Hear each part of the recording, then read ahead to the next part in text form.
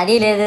పైగా నా విగ్రహాన్ని కొనడానికి పెళ్లి సంబంధాల్లో పిల్లని చూడడానికి వెళ్ళినట్టు పొలోమను 10 మంది వెళ్తారు. అందులో ఒకడికి ఆ బొమ్మ నచ్చిందని, ఇంకోటికి ఈ బొమ్మ నచ్చిందని. నా కర్మ ఏంటంటే అక్కడ ఉన్నవన్నీ నా బొమ్మలే. మళ్ళీ తీరా 10 మందికి ఒక బొమ్మ నచ్చాక అమ్మేటోడు అలుసుగా తీసుకొని 10,000 15,000 అని బాంబు పేలుస్తాడు. ఎందుకురా బాబు ఇంత రేట్ అంటే కలకత్తా నుంచి తెప్పించాం అంటాడు. నాకు అర్థం కానిది ఏంటంటే ఎక్కడైతే నేను కలకత్తా నుంచి అయితే నాకన్నా మొనగాడు వస్తాడా, అక్కడ కూడా నేనే కదా.